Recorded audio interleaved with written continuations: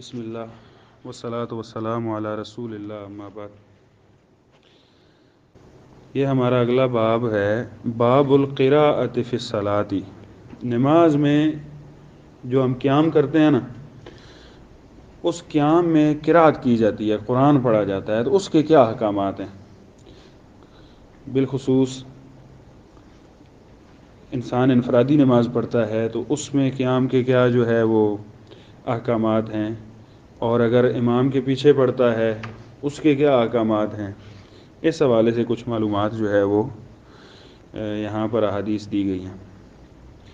تو اس باب کی یہ پہلی حدیث ہے سیدنا عبادہ بن صامت رضی اللہ تعالی عنہ سے، کہ سیدنا عبادہ بن صامت رضی اللہ تعالی عنہ بیان فرماتے ہیں کہ رسول اللہ صلی اللہ علیہ وسلم نے ارشاد فرمایا، لا صلاۃ لمن لم یقرأ بفاتحۃ الکتاب، کہ اس شخص کی نماز نہیں ہوتی جو نہیں پڑھتا، قرات کرتا سورہ فاتحہ، اس کی نماز نہیں ہے۔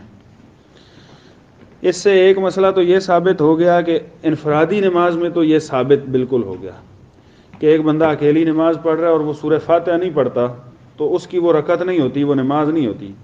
آپ سنتے پڑھ رہے ہیں، نوافل پڑھ رہے ہیں۔ اسی حدیث سے یہ دلالت بھی محدثین نے لی ہے۔ امام بخاری رحمہ اللہ تعالیٰ نے صحیح بخاری میں اسی حدیث سے دلیل لی ہے کہ جو شخص امام کے پیچھے کھڑا ہو وہ بھی سورہ فاتحہ نہ پڑھے تو اس کی بھی نماز نہیں ہے، سورہ فاتحہ پڑھنا لازم ہے امام کے پیچھے۔ اس کی وجہ کیا ہے کہ اس حدیث سے کیسے پتہ چلتا ہے؟ حالانکہ اعتراض احباب یہ کرتے ہیں کہ اس حدیث کے اندر امام کے پیچھے کا تو تذکرہ ہی نہیں ہے، خلف الامام کا تو تذکرہ نہیں ہے۔ اس میں تو ہے کہ جو شخص نماز پڑھے اور اس میں سورہ فاتحہ نہ پڑھے تو اس کی نماز نہیں ہوتی، تو یہ تو عمومی بات ہو گئی۔ فاتحہ اس میں خلف الامام کی بات تو نہیں ہے کہ امام کے پیچھے بھی آپ نے سورہ فاتحہ پڑھنی ہے۔ تو اہل علم نے اس کا یہ جواب دیا ہے کہ یہ ہے لا صلاۃ لمن لم یقرأ۔ لا صلاۃ یہ نفی ہے اور صلاۃ لفظ نکرہ ہے لغت کے اعتبار سے، معرفہ نہیں ہے، نکرہ ہے، الف لام نہیں ہے اس پہ۔ تو جب یہ نکرہ ہے تو اس سے مراد یہ ہے کہ نکرہ کے اندر عموم ہوتا ہے، نکرہ میں عموم ہوتا ہے، ساری اس کے اندر وہ چیزیں، وہ جو صلاۃ سے متعلقہ چیز ہے نا، وہ ساری نمازیں اس کے اندر شامل ہیں۔ لا صلاۃ کوئی بھی نماز نہیں ہے لمن لم یقرأ بفاتحۃ، جس میں پڑھنے والا سورہ فاتحہ نہ پڑھے۔ تو یہ نقرہ جو ہے وہ عموم کا فائدہ دے رہے ہیں۔ لا صلاۃ کوئی بھی نماز جسے آپ نماز کہتے ہیں اس میں اگر آپ سورہ فاتحہ نہیں پڑھتے تو وہ، حتیٰ کہ اسی میں پھر جنازے کی نماز بھی آ جاتی ہے۔ ہمارے ہاں جنازے میں سورہ فاتحہ نہیں پڑھی جاتی نا، پہلی تکبیر کے بعد جو ہے وہ ثنا پڑھی جاتی ہے، دوسری تکبیر کے بعد درود پڑھا جاتا ہے، تیسری تکبیر کے بعد دعا کی جاتی ہے، اور چوتھی تکبیر کے بعد سلام پھیر دیا جاتا ہے۔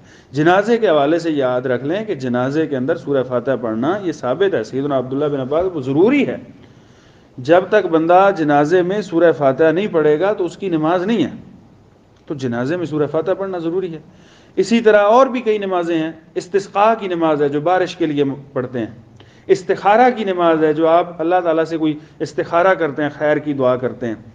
اسی طرح صلاۃ الکسوف ہے، چاند گرہن لگ جاتا ہے، سورج گرہن لگ جاتا ہے، تو اس کی بھی نماز ہے، سنت نماز ہے، نفل نماز ہے، تہجد ہے، اشراق ہے، اور اسی طرح فرض نماز ہے۔ جو بھی نماز آپ جسے نماز کہتے ہیں اس میں اگر سورہ فاتحہ نہیں ہے تو وہ نماز نہیں ہے۔ اب اس پہ خاص دلائل بھی ہیں، وہ یہ کہتے ہیں مثلا کہ آپ جو ہے وہ اس میں خاص دلائل کون سے ہیں کہ جس میں امام کے پیچھے کا بھی تذکرہ ہو۔ تو یہ میرے پاس جو ہے نا وہ سنن ابی داؤد ہے، امام ابو داؤد رحمہ اللہ تعالیٰ نے اس میں ایک حدیث لائی ہے 823 نمبر۔ تو اس میں یہ بھی سیدنا عبادہ بن صامت رضی اللہ تعالیٰ عنہ سے کہتے ہیں، کننا خلف رسول اللہ صلی اللہ علیہ وسلم فی صلاۃ الفجر، ہم اللہ کے رسول صلی اللہ علیہ وسلم کے پیچھے تھے صبح کی نماز میں۔ کون سی نماز ہے؟ صبح کی نماز میں دو باتیں ثابت ہو رہی ہیں۔ ایک تو امام قرات اونچی کرتا ہے، صبح کی نماز میں امام اونچا پڑھتا ہے، اور دوسرا جماعت کی نماز تھی۔ تو ہم آپ صلی اللہ علیہ وسلم صبح کی نماز پڑھ رہے تھے، فقرأ رسول اللہ صلی اللہ علیہ وسلم، تو رسول اللہ صلی اللہ علیہ وسلم نے قرات کی، فثقلت علیہ القراءۃ، تو آپ صلی اللہ علیہ وسلم پر قرات بھاری ہو گئی، آپ نے مشکل سے قرات کی، یعنی آپ کو بھولنے کا اندیشہ ہو گیا۔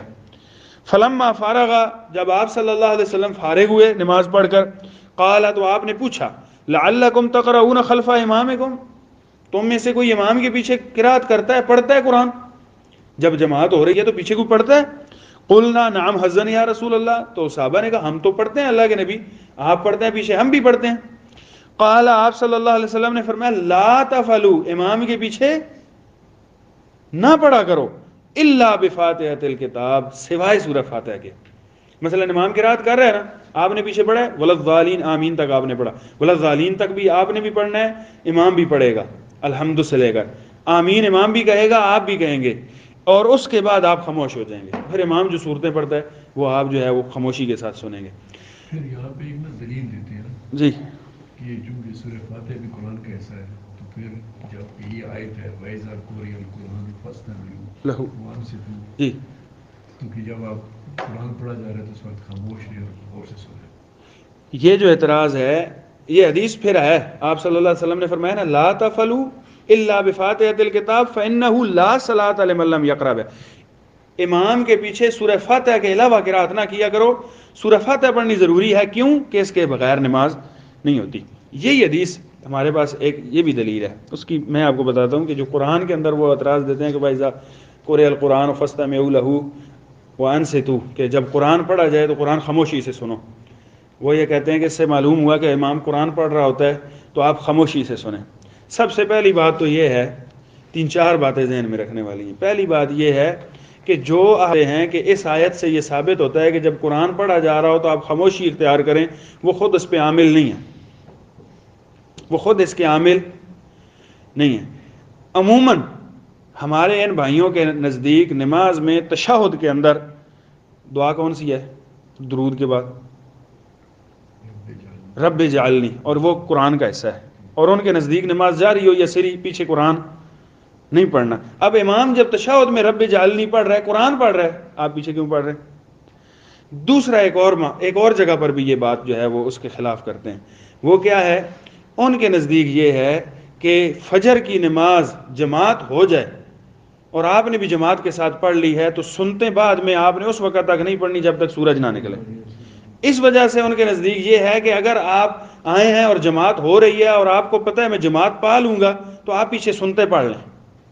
تو ان کے بندے پیچھے سنتے پڑھ رہے ہوتے ہیں، اور امام صاحب کو روزانہ پتہ ہوتا ہے پیچھے لوگ سنتے پڑھتے ہیں، پڑھ رہے ہوتے ہیں، قرآن پڑھ رہے ہوتے ہیں نا، پیچھے وہ سنتوں والا اپنی نماز پڑھ رہا ہوتا ہے، وہ مخالفت ہے کہ نہیں ہے؟ تو سب سے پہلی بات یہ ہے کہ اس آیت کے مطابق ان کا اپنا عمل بھی نہیں ہے۔ دوسری بات یہ ہے کہ اس آیت سے سورہ فاتحہ کی ممانت ثابت نہیں ہوتی۔ اس کی وجہ کیا ہے کہ یہ آیت عمومی ہے، اس کے شان نزول میں بھی مسئلہ ہے کہ یہ شان نزول نماز کے بارے میں ہے یا ان لوگوں کے بارے میں ہے جو ویسے مکہ کے اندر جب مسلمان نماز پڑھتے تو وہ پیچھے شور کرتے تھے، ان کو وعید ہے۔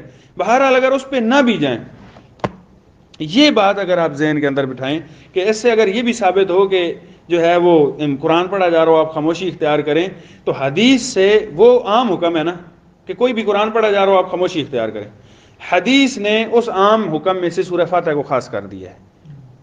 حدیث نے اس پورے قرآن میں سے سورہ فاتحہ کو خاص کر دیا ہے، اور یہ قرآن سے ثابت ہے۔ کئی دفعہ قرآن ایک عمومی حکم دیتا ہے، سورہ فاتحہ حدیث کسی چیز کو خاص کر دیتی ہے تو وہ اس حکم سے خارج ہو جاتی ہے۔ جیسے مثال کے طور پر قرآن کے اندر آتا ہے کہ انما حرم علیکم المیتۃ والدم ولحم الخنزیر، کہ ہم نے آپ پر حرام کیا ہے، کیا حرام کیا ہے؟ مردار۔ مردار کس کو، میتہ کس کو کہا جاتا ہے؟ ہر وہ حلال جانور جس کو صحیح طریقے سے ذبح نہ کر سکیں، ویسے ہی مر جائے تو وہ مردار ہو جاتا ہے۔ بکری کو آپ ذبح نہیں کر سکے اور وہ مر گئی ہے، تکبیر پڑھ کر ذبح نہیں کر سکے تو وہ کیا ہو گئی ہے؟ مردار ہو گئی ہے، اب وہ حرام ہے۔ قرآن کہتا ہے کہ ہر مردار آپ پر کیا ہے؟ حرام ہے۔ اور مردار کی تعریف یہ ہے کہ وہ جانور حلال جانور جس کو آپ ذبح نہ کر سکیں تو وہ حرام ہو جائے، مر جائے، حرام ہو جاتا ہے، وہ آپ کھا نہیں سکتے۔ اسی اصول کے تحت جو ہے وہ مچھلی بھی حرام بنتی ہے، کیونکہ مچھلی پانی سے نکلتی ہے تو اس کو ذبح تو نہیں کیا جاتا، مچھلی کو ذبح کیا ہی نہیں جاتا، ایسے ہی کھایا جاتا ہے نا۔ قرآن تو کہتا ہے کہ یہ مردار ہے، قرآن تو کہتا ہے کہ مردار حرام ہے، اور مچھلی اس مردار کی تعریف کے مطابق ہے، تو اس لحاظ سے تو حرام ہو گئی. پورے قرآن میں کہیں بھی مچھلی کا ذکر تو نہیں ہے کہ وہ حلال ہے. تو پھر کیا دلیل ہے؟ جب ہم جاتے ہیں ان علماء کے پاس جو یہ اعتراض کرتے ہیں تو وہ کہتے ہیں جی حدیث کے اندر آیا کہ نبی صلی اللہ علیہ وسلم نے فرمایا سمندر کے بارے میں وَالطَّهُورُ مَاؤُهُ وَالْحِلُّ مَيْتَتُهُ کہ سمندر کا جو پانی ہے وہ پاک ہے اور سمندر کا مردار حلال ہے. تو مچھلی سمندر کا مردار ہے تو حلال ہے. یعنی حدیث سے وہ کہتے ہیں کہ یہ خاص ہو گیا, حدیث نے مچھلی کو خاص کر دیا, اس مردار میں سے نکال لیا. ہم کہتے ہیں جس طرح آپ کے میتہ سے مچھلی خاص ہو گئی ہے اسی طرح جو ہے وہ اس عمومی حکم سے یہ سورہ فاتحہ خارج ہوگی. اس کی ایک اور دلیل بھی ہے. قرآن میں آتا ہے کہ قل من حرم زینت اللہ التی اخرج لعبادہ, اے پیغمبر آپ کہہ دیجئے کہ اللہ تعالیٰ نے تمہارے لیے جو زینت کی چیزیں پیدا کی ہیں وہ تم پر کس نے حرام کی ہیں. یعنی مراد کیا ہے کہ اللہ تعالیٰ نے جو زینت کے لیے خوبصورتی کے لیے کوئی چیز پیدا کی ہے تو آپ وہ استعمال کر سکتے ہیں, وہ حرام نہیں ہے. اب سونا زینت کے لیے ہے نا, عورت خوبصورتی کے لیے سونا پہنتی ہیں, اور اسی طرح ریشم بھی جو ہے وہ زینت ہے, آپ کپڑے پہن سکتے ہیں. لیکن مرد کیوں نہیں پہنتے سونا اور ریشم؟ پورے قرآن میں کہیں بھی یہ بات موجود نہیں ہے کہ مردوں پر سونا اور ریشم حرام ہے. قرآن میں یہ کہیں بھی نہیں ہے, کسی جگہ بھی یہ ذکر نہیں ہے کہ ریشم اور سونا مردوں پر حرام ہے. جب ہم ان علماء کے پاس جاتے ہیں جو یہ اعتراض کرتے ہیں, ان سے پوچھا جاتا ہے کہ یہ آپ نے سونا اور ریشم مردوں پر کیوں حرام ہے, تو وہ کہتے ہیں کہ حدیث کے اندر آتا ہے کہ نبی صلی اللہ علیہ وسلم نے ایک ہاتھ میں سونا اٹھایا اور ایک ہاتھ میں ریشم پکڑا ہوا تھا, اور آپ اس وجہ سے حدیث میں آتا ہے کہ یہ حرام ہیں, لہٰذا مردوں کے لیے جائز نہیں ہے سونا اور ریشم پہننا. تو ہم یہ کہتے ہیں کہ جس طرح قرآن نے تو کہا کہ زینت والی چیزیں آپ استعمال کر سکتے ہیں, لیکن اس میں سے آپ نے حدیث کے ذریعے سے ریشم اور سونے کو خاص کر دیا. اسی طرح پوری قرأت میں سے اللہ کے نبی صلی اللہ علیہ وسلم نے سورہ فاتحہ کو خاص کیا ہے کہ آپ سورہ فاتحہ پڑھ سکتے ہیں. اور اس کی حدیث یہ دلیل ہے جو ہم نے سنن ابی داؤد کی پڑھی ہے کہ فجر کی نماز تھی نا, اور صحابہ پیچھے پڑھتے تھے قرآن, آپ نے منع فرمایا لیکن ساتھ یہ فرمایا کہ سورہ فاتحہ کے بغیر سورہ فاتحہ جو ہے وہ پڑھا کرو, سورہ فاتحہ کے علاوہ اور قرآن نہیں پڑھنا آپ نے امام کے پیچھے. تو اس کا طریقہ یہ ہے کہ آپ امام کے پیچھے سورہ فاتحہ پڑھ لیں اور اس کے بعد باقی قرأت خاموشی سے سنیں, اور کچھ نہیں پڑھنا. یہ بات سمجھ آ گئی نا آپ کو؟ تو ایک اور بات بھی ہے, وہ یہ ہے کہ جاری نمازوں میں تو یہ بات ثابت ہوتی ہے, اس لحاظ سے ان کا اعتراض ثابت ہوتا ہے کہ امام اونچا پڑھ رہے, قرآن پڑھا جا رہا ہے, آپ خاموش رہیں. آپ فجر کی ہوگی, عصر اور ظہر میں کیوں نہیں پڑھتے؟ وہاں پر تو امام نہیں طلاق اونچی قرأت کر ہی نہیں رہا, تو وہاں پر تو کم از کم ویسے بھی ویلڈ بنتا ہے نا پڑھنا, حالانکہ وہاں پر بھی منع کرتے ہیں. جب دلائل سے یہ دوسری چیز ثابت ہو رہی ہے اور اہل علم نے اس پر, دیکھیں امام بخاری رحمہ اللہ تعالیٰ نے اپنے دور میں جز القرأت اسی مسئلے پر پوری کتاب لکھی اور حدیث جمع کر دی ہیں. تو اس سے یہ بہرحال ہم تو یہ سمجھتے ہیں کہ امام کے پیچھے اگر آپ پڑھ رہے ہیں تب بھی سورہ فاتحہ پڑھنے کی اجازت ہے, اور اگر یہ نہیں پڑھی جائے گی تو وہ جس رکعت میں نہیں پڑھی وہ رکعت نہیں ہوگی. تو یہ بہرحال پڑھنی چاہیے. مسلم شریف کی یہ حدیث ہے, سیدنا ابو ہریرہ رضی اللہ تعالیٰ عنہ کی جو حدیث ہے نا, جس میں انہوں نے کہا کہ اللہ کے نبی صلی اللہ علیہ وسلم جو ہے وہ پوچھا کہ یہ سورہ فاتحہ کے حوالے سے, تو نبی صلی اللہ علیہ وسلم نے فرمایا کہ یہ جو نماز میں نہیں پڑھتا اس کی نماز نہیں ہوتی. تو اس شخص نے پوچھا کہ اللہ کے نبی میں امام کے پیچھے کھڑا ہوتا ہوں پھر, تو آپ صلی اللہ علیہ وسلم نے فرمایا کہ سورہ فاتحہ پڑھا کرو. فرمایا من صلی صلاۃ لم یقرأ فیہا بأم القرآن فہی خداج, جس بندے نے نماز پڑھی اور اس میں سورہ فاتحہ نہیں پڑھی تو اس کی نماز ہے خداج. خداج کہتے ہیں جب کوئی جانور وقت سے پہلے بچہ پیدا کر دیتا ہے اور وہ مردہ بچہ پیدا ہوتا ہے, گائے کا یا کسی بھی بکری کا. مثلا اگر پورا 6 ماہ بعد 8 ماہ بعد بچہ پیدا ہوتا ہے نا, اور زندہ پیدا ہوتا ہے, اور وہ بچہ جو ہے وہ نامکمل پیدا ہو جائے اور مرا ہوا پیدا ہو جائے, وہ اس بچے کا کوئی فائدہ نہیں ہے. مرا ہوا جو گائے بکری کا بچہ پیدا ہوا ہے اس کا, یا گائے کا بچہ پیدا ہوا اس کا کوئی فائدہ نہیں ہے. خداج عربی میں اس کو کہتے ہیں. آپ نے فرمایا جس نماز میں سورہ فاتحہ نہ پڑھی جائے ام القرآن وہ نماز خداج ہے, اور یہ 3 بار آپ نے فرمایا خداج خداج خداج غیر تمام, وہ پوری نہیں ہے. پھر آپ صلی اللہ سیدنا ابو ہریرہ کہتے ہیں فقلت، تو میں نے کہا اللہ کے نبی انی یکون احیانا وراء الامام، میں کبھی کبھی امام کے پیچھے کھڑا ہوتا ہوں جب فرض نماز پڑھتا ہوں، تو تب کیا کروں؟ فرمایا فغمز سے ذراعی، آپ نے میرا بازو کھینچا، دبایا، اور فرمایا اقرا بہا یا فارسی فی نفسک، اے ابو ہریرہ اے فارسی، کیونکہ ان کا تعلق فارس کے علاقے سے تھا نا پیچھے، تو آپ نے فرمایا کہ اپنے دل کے اندر اس کو پڑھا کرو، ٹھیک ہے. تو فینی، تو پھر جو ہے وہ اللہ کے نبی صلی اللہ علیہ وسلم نے فرمایا کہ اللہ تعالیٰ نے فرمایا کہ میں نے بندے کے درمیان اور اپنے درمیان نماز آدھی آدھی تقسیم کر دی ہے، آدھی میرے بندے کے لیے ہے اور آدھی جو ہے وہ میرے لیے ہے، تو بندہ مجھ سے جو مانگے گا میں اسے عطا کروں گا. پھر فرمایا بندہ کہتا ہے، اللہ تعالیٰ فرماتا ہے کہ جب بندہ کہتا ہے الحمدللہ رب العالمین، تو اللہ تعالیٰ فرماتا ہے حمدنی عبدی، میرے بندے نے میری تعریف کی. پھر بندہ کہتا ہے الرحمن الرحیم، تو اللہ تعالیٰ فرماتا ہے اثنا علی عبدی، میرے بندے نے میری ثنا بیان کی. پھر بندہ کہتا ہے مالک یوم الدین، تو اللہ تعالیٰ فرماتا ہے مجدنی عبدی، میرے بندے نے میری بزرگی بیان کی. یقول العبد، پھر بندہ کہتا ہے ایاک نعبد و ایاک نستعین، اللہ میں تیری عبادت کرتا ہوں اور تجھ سے ہی مدد چاہتا ہوں. تو اللہ تعالیٰ فرماتا ہے فہذہ بینی و بین عبدی، یہ میرا اور میرے بندے کے درمیان معاہدہ ہو گیا ہے. ولعبدی ما سأل، اب جو بندہ مجھ سے مانگے گا میں اسے دوں گا. تو پھر بندہ کہتا ہے یا اللہ میں نے کیا مانگنا ہے، اہدنا الصراط المستقیم، مجھے صراط مستقیم دکھا دے، صراط الذین انعمت علیہم غیر المغضوب علیہم ولا الضالین فہؤلاء لعبدی ولعبدی ما سأل. اللہ تعالیٰ فرماتا ہے یہ میرے بندے کے لیے ہے، میں اس بندے کو یہ دوں گا.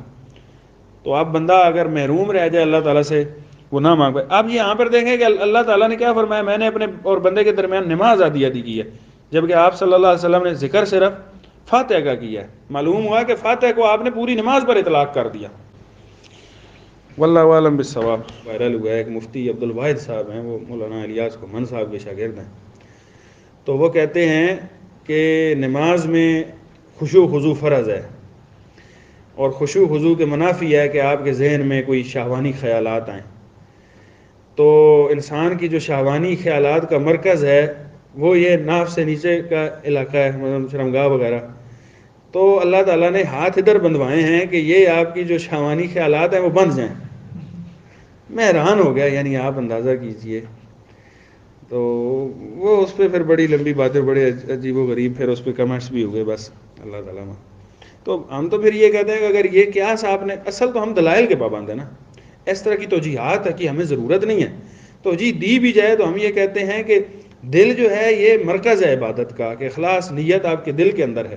تو نیت کو سنبھالنے کے لیے ضروری ہے پھر آپ دل کو قابو میں رکھیں. تو ہاتھ ادھر باندھے سینے پر. دو سکتے ہیں نا جو ایک حدیث میں آتا ہے نبی صلی اللہ علیہ وسلم، ویسے ہم کوشش کرتے ہیں، میری تو کوشش ہوتی ہے ویسے، جو دو سکتے تھے نا، صحابی کہتے ہیں میں نے دو سکتے نوٹ کیے، یعنی دو خاموشی کے وقفے نوٹ کیے نبی صلی اللہ علیہ وسلم کے. ایک آپ جو ہے وہ سورہ فاتحہ شروع کرنے سے پہلے کچھ دیر خاموش رہتے تھے، اور ایک آپ جب قرات ختم کر لیتے تھے تو خاموش رہتے تھے تھوڑی دیر. اب پہلے جو سکتہ ہے نا اس کے بارے میں تو آ گیا سیدنا ابو ہریرہ رضی اللہ عنہ، صحیح بخاری میں حدیث ہے کہ آپ خاموش ہوتے تھے سورہ فاتحہ سے پہلے. تو ایک دن میں نے پوچھا کہ آپ کیا پڑھتے، جو حدیث ہم نے پڑھی تھی. تو آپ صلی اللہ علیہ وسلم نے پھر ہمیں دعا سکھائی، اللہم باعد بینی والی، سبحانک اللہم والی بھی جائز ہے اور یہ بھی ساتھ جائز ہے. تو دوسرا سکتہ جو ہے اس کی بارے میں کسی حدیث میں یہ نہیں آیا کہ آپ قرات ختم کر کے پھر کیا پڑھتے تھے، آپ ویسے خاموش رہتے تھے. بعض اہل علم یہ کہتے ہیں کہ اس میں آپ فاتحہ کا ٹائم دے دیتے ہوں گے، تو جو لوگ جن کی رہ گئی ہے وہ اس میں پڑھ لیں. تو بہرحال وہ خاموشی کا کچھ چھوٹا معلوم ہوتا ہے، کیونکہ سیدنا ابو ہریرہ رضی اللہ تعالیٰ نے بھی آخر سکتے تو دونوں نوٹ کیے ہوں گے نا. اگر تو لگتا یہی ہے کہ وہ پہلے والا سکتہ انہوں نے پوچھا نا، تو دوسرا اتنا بڑا نہیں تھا کہ جس کے بارے میں آپ اتنا پوچھتے. تو میرے خیال میں قرات ختم کر کے آپ تھوڑی دیر، مطلب جس طرح بندہ تھوڑا سا سانس لیتا ہے نا، اپنے آپ کو اس میں رکھتا ہے کہ ختم کر کے تھوڑا آپ رکتے ہوں گے، پھر آپ اطمینان سے رکوع کی طرف جو ہے وہ جاتے ہوں گے. واللہ اعلم بالصواب. یہ ایک میرا ذاتی یعنی خیال ہے، کسی جگہ پر یہ بات ہوئی نہیں ہے ہمارا. چلیں اگلی حدیث سیدنا ابو قتادہ الانصاری رضی اللہ تعالیٰ عنہ سے. مجھے نا ایک لطیفہ یاد آیا. یہ جو میں نے آپ کو مثالیں نہیں دی وہ مردار والی اور مچھلی والی، تو میں گاؤں میں ہوتا تھا، جب چھٹی پڑھتا تھا تو گاؤں میں آتا تھا نا چھٹی، تو ظاہر بات ہے اس وقت تھوڑا طالب علمانہ ذہن ہوتا ہے نا، تو بندے کا ویسے ہی ذہن ہوتا ہے یار ہر اگلے بندے کو کسی نہ کسی تک بات پہنچاؤ، مناظرانہ سا بھی ذہن ہوتا ہے. تو ہمارا ایک رشتہ دار لڑکا تھا، اس سے بات چیت ہوئی نا فاتحہ کے حوالے سے. تو اس نے کہا آپ لوگ قرآن کی مخالفت کرتے ہو، قرآن کہتا ہے کہ خاموشی اختیار کیجیے، وہ بہت ساری باتیں ہیں.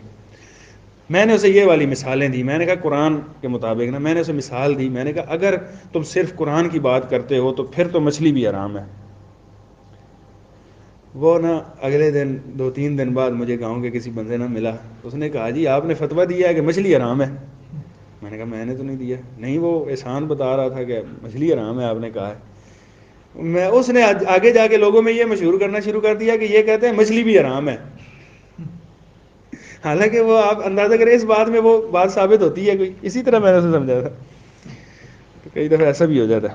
سیدنا ابو قتادہ الانصاری رضی اللہ تعالی عنہ بیان فرماتے ہیں, قال كان النبي صلی اللہ علیہ وسلم يقرأ في الركعتين الاوليين من صلاة الظہر بفاتحة الكتاب وسورتين, کہ نبی صلی اللہ علیہ وسلم جب ظہر پڑھاتے نا تو آپ پڑھتے تھے پہلی 2 رکعتوں میں, الرکعتین الاولیین, پہلی 2 رکعتیں جو ہوتی تھی نا ظہر کی, اس میں آپ پڑھتے تھے بفاتحۃ الکتاب و سورتین, سورۃ الفاتحہ اور ساتھ 2 اور صورتیں ملاتے تھے. یعنی پہلی رکعت میں بھی سورہ فاتحہ پڑھتے, ساتھ کوئی اور صورت بھی پڑھتے, اور دوسری رکعت میں بھی سورہ فاتحہ پڑھتے, ساتھ کوئی اور صورت پڑھتے. اور انداز کیا ہوتا تھا, یطول فی الاولی و یقصر فی الثانیہ, آپ کی جو پہلی رکعت ہوتی تھی وہ تھوڑی لمبی ہوتی تھی اور دوسری اس سے تھوڑی چھوٹی ہوتی تھی. یعنی آپ صلی اللہ علیہ وسلم کی نماز کی ویسے بھی روٹین یہ تھی کہ ہر پہلی رکعت قدرے لمبی اور دوسری اس سے, تیسری اس سے چھوٹی, اس طرح آپ جو ہے وہ پڑھا کرتے تھے. جو آپ کی تہجد کی نماز بھی بعض صحابہ نے نوٹ کی ہے نا, تو وہ بعض روایات میں آتا ہے کہ آپ صلی اللہ علیہ وسلم جو ہے وہ تہجد کی پہلی جو 2 رکعتیں ہوتی تھیں وہ پہلی تھوڑی لمبی, پھر دوسری اس سے چھوٹی, پھر اگلی جو 2 ہوتی تھیں وہ پہلی کی نسبت تھوڑی چھوٹی, اگلی جو 2 ہوتی تھیں وہ پہلی کی نسبت تھوڑی چھوٹی, اس طرح. تو یسمع الآیۃ احیانا, زور کی نماز ہے نا, زور کی نماز تو آہستہ پڑھی جاتی ہے, لیکن آپ کبھی کبھی نہ کوئی ایک آدھ آیت اونچی بھی سنا دیتے تھے. جس طرح ہمارے ہاں بزرگوں کی نماز وہ سمجھی جاتی ہے, کئی جو ہے نا وہ تھوڑے سے اونچا پڑھ دیتے, آپ جو ہے وہ آمدن جو ہے وہ صحابہ کو سنا دیتے تھے, کوئی ایک آدھ آیت تھوڑی اونچی بھی پڑھ دیتے تھے. وَكَانَ يَقْرَأُ فِي الْعَصْرِ بِفَاتِحَةِ الْكِتَابِ وَسُورَتَيْنِ, اللہ کے نبی صلی اللہ علیہ وسلم نماز عصر میں پہلی جو 2 رکعتیں ہوتی تھیں اس میں سورہ فاتحہ پڑھتے اور ساتھ 2 صورتیں ملاتے. یطول فی الاولی و یقصر فی الثانیہ, عصر کی نماز میں بھی پہلی رکعت جو ہے وہ قدرے لمبی ہوتی تھی, دوسری اس سے تھوڑی چھوٹی ہوتی تھی. وَكَانَ يُطَوِّلُ فِي الرَّكْعَةِ الْأُولَى مِنْ صَلَاةِ الصُّبْحِ وَيُقَصِّرُ فِي الثَّانِيَةِ.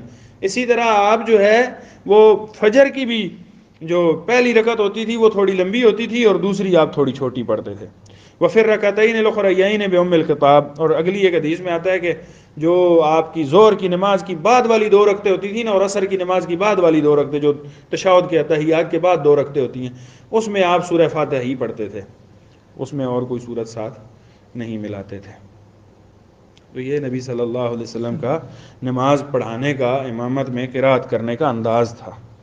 شیخ صاحب یہ نیچے عاشر کے اندر رواه البخاری جو والا واللفظ له, اس سے کیا مراد ہے؟ مسلم کی روایت ہے؟ نہیں, رواہ البخاری واللفظ له ومسلم, صحیح امام بخاری نے اس کو روایت کیا اور یہ الفاظ صحیح بخاری کے ہیں, اور مسلم کی بھی اندر حدیث آتی ہے, اس کا آگے نمبر لگا ہوا ہے, لیکن مسلم کے الفاظ میں کچھ نہ کچھ چینجنگ ہو سکتی ہے, ہوگی. چلیں, عن جبیر بن مطعم, اب جبیر بن مطعم رضی اللہ تعالی عنہ قال سمعت النبی صلی اللہ علیہ وسلم یقرأ فی المغرب بالطور. بالطور.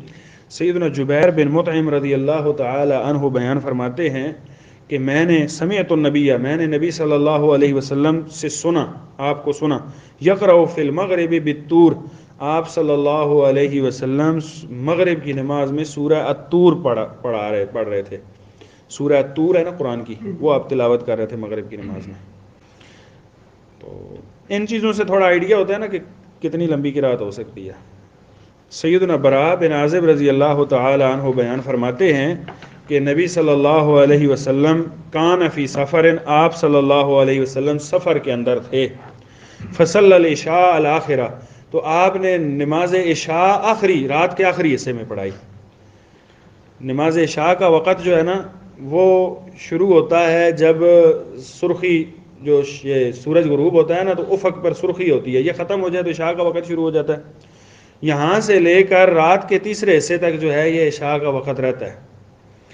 تو آپ صلی اللہ علیہ وسلم پسند فرماتے تھے. آپ نے فرمایا کہ اگر میں اپنی امت پر مشقت نہ سمجھتا تو نماز عشاء کو رات لیٹ پڑھنے کا حکم دیتا کہ تھوڑی لیٹ پڑھا کرو. یہی وجہ ہے کہ آپ نے اہل حدیث مساجد میں نوٹ کیا ہوگا کہ باقی نمازیں اول وقت میں ہوتی ہیں اور عشاء کو تھوڑا سا مؤخر کرنے کی کوشش کرتے ہیں, چلو جتنی مطابقت ہو جائے آسانی سے. تو آپ نے سفر میں نماز عشاء جو ہے وہ آخری وقت میں پڑھائی. فقارہ فی احدی رکعتین, اور اس نماز عشاء کی 2 رکعتوں میں سے پہلی رکعت میں یا کسی ایک رکعت میں جو ہے وہ سورہ 3 پڑھی تھی, والتین والزیتون, یہ جو آخری پارے کی صورتیں میں. تو فما سمعت احدا احسن صوتا وقراءۃ منہ, تو صحابی رسول کہتے ہیں کہ آپ صلی اللہ علیہ وسلم کی اتنی پیاری قرات تھی, آپ صلی اللہ علیہ وسلم کے زیادہ سے زیادہ اچھا قرآن پڑھنے والا میں نے کوئی نہیں سنا. سب سے زیادہ پیارا قرآن آپ صلی اللہ علیہ وسلم پڑھتے تھے. تو صحابہ کو لطف آ جاتا تھا سنتے ہوں کہ خوش نصیب تھے صحابہ جو نبی صلی اللہ علیہ وسلم کی. آپ اندازہ کریں نا, حرم میں جاتے ہیں یا کسی ایسی مسجد میں جہاں کے قاری صاحب اچھی تلاوت کرتے ہیں تو ہمارا دل خوش ہو جاتا ہے اور ایمان بڑھ جاتا ہے اور نماز کا مزہ آ جاتا ہے. تو وہ تو صحابہ تھے جو نبی صلی اللہ علیہ وسلم کے پیچھے روزانہ قرآن سنتے ہوں گے, تو پھر کتنا ان کو لطف آتا ہوگا. چلیں, یہ حدیث سے عائشہ رضی اللہ تعالی عنہا سے ہے. یہ جو صحابی کا نام ہے نا سید عائشہ, یہ جو آگے لکھا ہوا ہے نا چھوٹا چھوٹا, یہ رضی اللہ عنہا لکھا ہوا ہے. جو آگے رسول اللہ لکھا ہوا ہے نا تو اس کے آگے وہ لکھا ہوا ہے صلی اللہ علیہ وسلم. سید عائشہ رضی اللہ تعالی عنہا بیان فرماتی ہیں کہ رسول اللہ صلی اللہ علیہ وسلم نے بعث, آپ نے ایک دفعہ بھیجا, رجلاً, ایک شخص کو, علی سریۃ, ایک سریہ پر, صحابہ کی ایک جماعت پر نگران بنا کر, امیر بنا کر بھیجا. نبی صلی اللہ علیہ وسلم کی زندگی میں جو لڑائیاں ہوئیں نا کفار سے, ان کی 2 قسمیں. ایک وہ ہے جس میں آپ صلی اللہ علیہ وسلم خود بھی تشریف لے گئے, تو اس کو غزوہ کہا جاتا ہے, جس میں آپ خود بھی صحابہ کے ساتھ جاتے تھے, جیسے غزوہ بدر, غزوہ احد, غزوہ خندق, اس کو غزوہ کہا جاتا ہے. اور ایک ہوتا ہے سریہ, جس میں آپ خود نہیں تشریف لے جاتے تھے, صحابہ کو بھیجتے تھے جاؤ فلاں علاقے میں جو ہے ان لوگوں کو دعوت دو, اگر وہ نہ مانے تو پھر حملہ کرو, ان کو جو ہے وہ جہاد کے ساتھ وہاں پر قبضہ کرو اور اللہ تعالیٰ کے کلمے کو بلند کرو. تو اس کو کہا جاتا ہے سریہ, جو آپ صلی اللہ علیہ وسلم صحابہ کو صرف بھیجتے تھے. تو اس میں آپ خود نہیں تشریف لے گئے, کچھ صحابہ کو آپ نے بھیجا, اور ایک صحابی کو ان کا امیر بنا کے بھیجا کہ تم جاؤ گے. جو امیر ہوتا تھا وہ نمازیں بھی پڑھاتا تھا, سفر میں جو نمازیں آتی تھی نا وہی پڑھاتا تھا, باقی معاملات بھی ہوتے تھے. تو وہ جو امیر صاحب تھے نا صحابہ کے, وہ نمازیں پڑھاتے تھے. فکان یقرأ لاصحابہ فی صلاتہم, تو وہ نمازیں جب پڑھاتے تھے تو قرآن پڑھتے تھے ظاہر بات ہے نماز میں. فیختم بقل هو اللہ احد, جو بھی صورت وہ پڑھتے نا, جہاں سے بھی قرآن پڑھتے, آخر میں سورہ قل هو اللہ احد ضرور پڑھتے تھے. یعنی سورہ الحمد شریف پڑھی نا, اس کے بعد کوئی صورت پڑھی, کہیں سے بھی قرآن پڑھا, آخر میں پھر سورہ قل هو اللہ احد پڑھتے تھے ساری رکعتوں میں. فلما راجعوا ذکروا ذلک لرسول اللہ صلی اللہ علیہ وسلم, جب صحابہ وہ واپس آئے اس علاقے سے فتح کے بعد, تو انہوں نے نبی صلی اللہ علیہ وسلم سے ذکر کیا کہ اللہ کے نبی, ہم نے عجیب بات دیکھی کہ آپ نے جو ہمارے امیر صاحب بھیجے یہ ہمیں نماز پڑھاتے تھے, نماز میں یہ سورہ فاتحہ پڑھتے تھے, اس کے بعد کوئی سورت پڑھتے تھے, تو آخر میں سورہ قل هو اللہ احد ضرور پڑھتے تھے. نبی صلی اللہ علیہ وسلم نے فرمایا سلوہ لیہ شیئا یصنع ذلک, جاؤ اور اس سے پوچھو کہ وہ یہ کیوں کرتا تھا, وہ کیا بتاتا ہے, وجہ کیا بتاتا ہے کہ کیوں کرتا تھا. اس سے معلوم ہوتا ہے کہ کبھی کبھی پہلے وضاحت لے لینی چاہیے. ایک بندے کا ایک فعل ہے, وہ کوئی کام کر رہا ہے, آپ اس سے پتہ کر لیں کہ یہ آپ کیوں کر رہے ہیں, آپ نے یہ کام کیوں کیا, تاکہ اس کے دلیل کا اور مبلغ علم کا بھی پتہ چل جائے اور معلومات ہو جائیں, پھر آپ اپنا فتویٰ جو ہے وہ دیں. تو وہ صحابہ گئے, فسألوہ, صحابہ نے جا کے پوچھا کہ اللہ کے نبی پوچھ رہے ہیں کہ آپ یہ سورہ قل هو اللہ احد ہر رکعت میں کیوں پڑھتے تھے. فقال لأنها صفۃ الرحمن, تو اس صحابی نے کہا کہ میں تو اس لیے پڑھتا تھا کہ یہ رحمان کی صفات اس میں بیان ہوئی ہیں, یہ اللہ کی خوبی بیان ہوئی ہے اس میں. قل هو اللہ احد, اللہ تعالیٰ اکیلا ہے, اللہ الصمد, وہ بے نیاز ہے, لم یلد ولم یولد, وہ نہ کسی کی اولاد ہے نہ اس کی کوئی اولاد ہے, نہ اس کی کوئی اولاد ہے نہ وہ کسی کی اولاد ہے, ولم یکن لہ کفوا احد, اور نہ ہی اس کے کوئی برابری کرنے والے. اللہ تعالیٰ کی صفات توحید بیان ہوئی ہے. فانا احب ان اقرا بها, تو مجھے اچھا لگتا تھا, مجھے محبت تھی کہ میں اس صورت سے اتنی کہ میں یہ ہر نماز میں ہر رکعت میں پڑھتا ہوں, اس لیے پڑھتا ہوں. فقال، صحابہ نے آ کے بتایا نبی صلی اللہ علیہ وسلم کو، تو وہ تو اس صورت سے محبت کرتا ہے، اس وجہ سے پڑھتا ہے. فقال رسول اللہ صلی اللہ علیہ وسلم، تو رسول اللہ صلی اللہ علیہ وسلم نے ارشاد فرمایا، اخبروہ ان اللہ تعالی یحب، جاؤ اسے خبر دے دو اللہ تعالیٰ تجھ سے محبت کرتا ہے. تو اس صورت سے محبت کرتا ہے تو اللہ تعالیٰ تجھ سے محبت کرتا ہے. سورہ اخلاص قل هو اللہ احد کی جو ہے وہ بہت ساری فضائل ہیں، جن میں سے ایک یہ بھی ہے کہ 1/3 جو قرآن پڑھنے کا اجر ہے، آپ یہ سورت پڑھتے ہیں اللہ تعالیٰ آپ کو عطا کرتا ہے. تو اس کا مطلب یہ نہیں ہے کہ آپ جو ہے وہ 3 بار قرآن پڑھیں تو 3 بار قل هو اللہ احد پڑھیں تو آپ کا قرآن پورا ہو گیا. قرآن تو پورا پڑھیں گے تبھی مکمل ہو گیا، البتہ اللہ تعالیٰ نے فضیلت دی کہ اجر آپ کو اتنا مل جاتا ہے.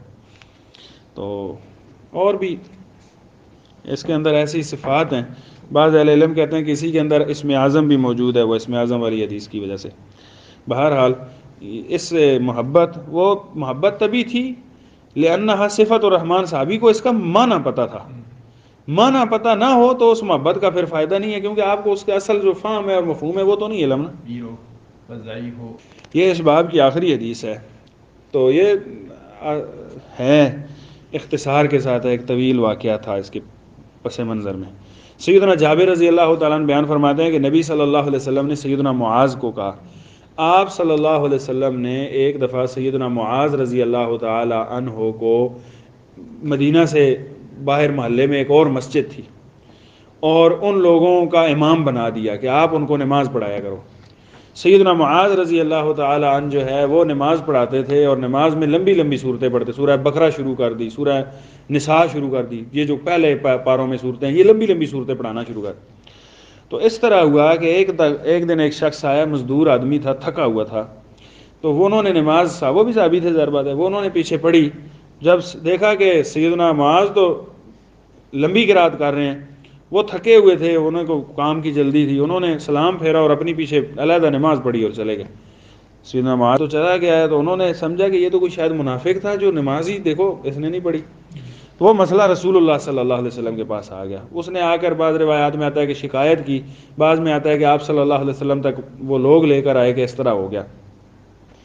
تو پھر نبی صلی اللہ علیہ وسلم نے فرمایا افتانون یا معاذ، ایک لحاظ سے ایک ڈانٹ پلا دی کہ اے معاذ کیا تم فتنہ ڈالنا چاہتے ہو کہ تم نے اب اتنی لمبی نماز پڑھاتے ہو، اپنے نمازیوں کا خیال نہیں کرتے.